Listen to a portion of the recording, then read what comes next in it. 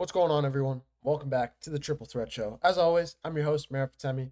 For this video today, we talk a little bit about, first of all, before I get into what's going on right now, if you guys haven't checked out the last three videos, go over there, hit pause, hit pause, go to the channel, go to the bottom left screen, bottom left of the screen, hit that channel, and go to those last three videos from in order, one, two, three, if you can.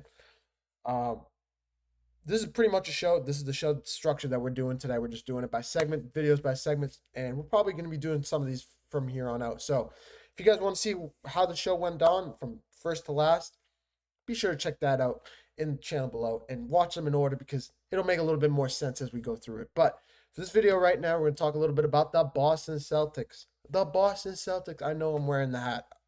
We're rolling with the Red Sox hat because this is the only Boston team that's active right now in sports until the Patriots play later tonight. But Boston Celtics made some news today, extending Joe Mazzulla and pretty much locking him up for the future. I think this is a great move. Obviously, with what's of course a champion for the has been coaching for the last 2 years. This is going to be his third season with the team, and he's done really phenomenal. Really great stuff so far with the Celtics. Obviously, brought him a championship in 2024. Has really built the team on where it is now. Of course, Danny Ainge brought in Jason Tatum and Jaylen Brown and the rest of the crew, but it was Joe Mazzulla that really put all the pieces together to what it is right now. And you gotta respect it. You have to understand. You have to respect it. As for the numbers here, um, I'm trying to find the numbers exactly. Give me one moment. I'm so sorry. Um, how is being named a multi-year contract from the Boston Celtics organization right at the moment, and I think it's just awesome. From a quote from Joe Mazzulla. Joe Mazzulla obviously remembered when he won the championship. It was Joe Mazzulla that walked down the streets of the North End. If you guys don't know, pretty much Boston walked on the streets of Boston with the trophy in his hands, walking around, letting all the fans, all those fans that have been waiting for a championship, to just see it and put their hands on it and just be around it. He embraces Boston. He truly does. I love him. I love the way he thinks. I love his attitude to the game. Some of his ideologies I don't always agree with, and I'm on the record saying that. Some of his continuous 3-point shooting. But this is a guy in Joe Mazzulla that played college ball, basketball, has been around the Celtics for a long time. Came from the Greg Popovich system down in San Antonio and has just really done great things. Got thrown into the system after Ime Udoka got fired, and since then owns a 182-64 regular season record. He has gone 33-17 in the playoffs. Do you know how crazy that is?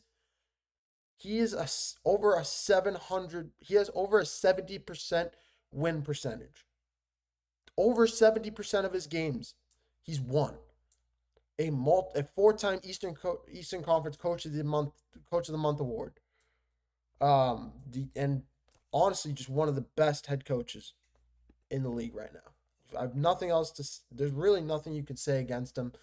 You can say some of that stuff from last year when they just were missing a center and they just continuously went to their guard play and just shooting threes. You can say their ideology harmed them and was eventually their downfall. But this was the strength of the team. It was shooting the ball. It was shooting high percentage shots. It was their just being marksmen. It's like the same way in archery where you just have to you just shoot arrows at a board from long distance and you just trying to get the bullseye as often as you can.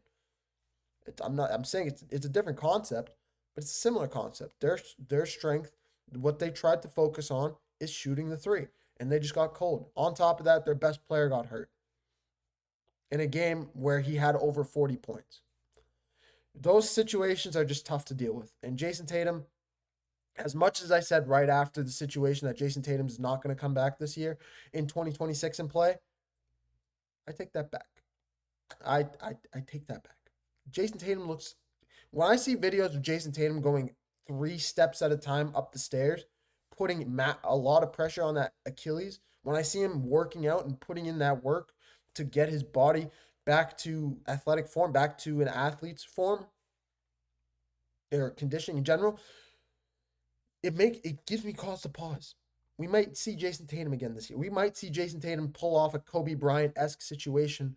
I don't want him to come back early. I want him to take his time and fully rest up and heal. But he looks good. He looks like he's going to be okay. I'm happy to see it. I'm so happy to see it. And honestly, until then, we're gonna learn a lot about the rest of this team. We're gonna learn about Jaylen Brown, how he's gonna bounce back from this. We just saw that they just traded for rookie RJ Lewis from St. John's. If you guys don't know who RJ Lewis, just look him up. He was the leading guard on the St. John's team that made it to the Elite Eight. He's a phenomenal player. He's a phenomenal guard, and I think he's going to be a big time player in the league. Great at passing, great distributor, great cutter, a lot of speed, a lot of athleticism. Can shoot the ball as well. Not the best shooter, but um, that's what you need if you're the Celtics. You need a distributor. He reminds me a little bit of Tyrese Halliburton. Definitely a little short. Definitely a lot shorter. Shorter. Doesn't have as much of the long arms and the long reach that Tyrese Halliburton does, but the same situation. Being able to get to the basket, being able to cut, distribute, run the offense. That's what you need for if you're the Celtics, especially losing Drew Holiday. Regardless, I really want this team to continue to fight and really look for that center position to fill that void. You lose Luke Cornett, you lose Kristaps Porzingis. You have a center issue. Al Horford is not on the team anymore. You're missing big men. I believe they got somebody in the offseason. I can't remember his name. I apologize. But this is a Celtics team that just needs a center. They need another big man. They need a legit big man. If they can do that, I think they'll be in a great position to be successful this season. But that is just the situation at hand right now. Until that happens, we can't say that. Outside of that, if we want to talk about these Red Sox really quickly, this is a Red Sox team that's just playing out of their minds. 8-2 in their last 10 games, just 2 games behind the Blue Jays, or 3 games behind the Blue Jays now. In the AL East, and one of the best. They hold the number one wild card spot in the AL. I have nothing bad to say about this team. Nothing. 64-52. Roman Anthony looks phenomenal. Cedon Rafaela looks like a big time player. Jaron Duran's bat is starting to get going. They still have Wilyer Abreu, who's playing phenomenally. They have Romy Gonzalez, who's burst onto the scene over the last 20, 30 games now and played really well. I thought this team was going to be dead in the water when they traded Rafael Devers away. And it's done nothing but wonders for this team. They've beefed up their pitching. Brian Abreu, I mean, not Brian Abreu. Brian Baez played phenomenally. Garrett Crochet is a Cy Young candidate. We would love to get rid of Walker Buehler as quickly as possible. But nonetheless, Walker Buehler is still there. This is a great team, and I mean their next two series are going to be against the Padres starting tonight and the Astros, who they just swept. The Astros, both of those series away. Then you have the Marlins, the Orioles, the Yankees, Orioles, Pirates, Guardians, Diamondbacks. You have a nice cushion there.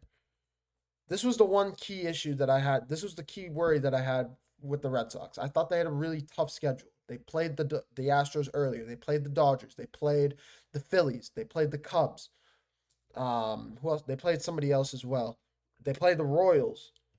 The only really easy team that they've gotten since the All-Star break. They've had one, two, three, four, five, six series since the All-Star break. There's only one of them with a losing record. Do they even have a losing record? Yeah, I mean, it's not even that far off. It's the Twins with the 54-60 record.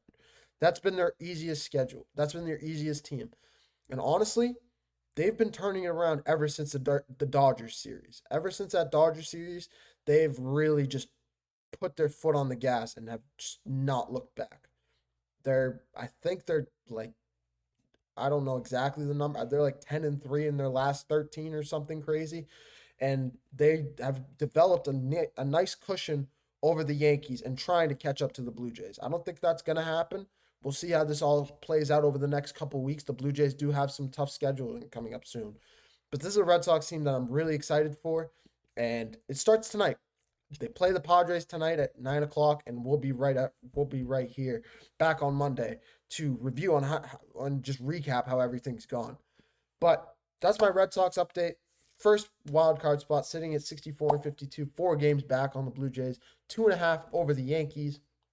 We always love hating on the Yankees here because the Red Sox own the Yankees this year. But nonetheless, here we are. And yeah, that's all I got for you guys today. We'll be right back here on Monday. I won't have Jeremy with us today. Jeremy will be away until next week, but we will have Nolan Jambor back here on Monday night, right at 8 o'clock, as always. Same time, same place, as always. Be sure to follow us on all our platforms: Apple Music, Spotify, or Apple Podcast, Spotify, at Triple Threat Show, at on TikTok at _Triple Threat Show, on Instagram at 3 Threat Show. If you guys want to follow me on TikTok at Boston Sports Takes. That's where you'll see me on that platform. I post a couple videos a day, just talking about current sports news, just quick clips if you guys just need your fill of sports news for the day. But that's all I got for you guys today. I hope you guys have a wonderful rest of your days. Happy Friday. Hope you guys have a blessed weekend, and we'll see you guys right back on Monday. Bye-bye.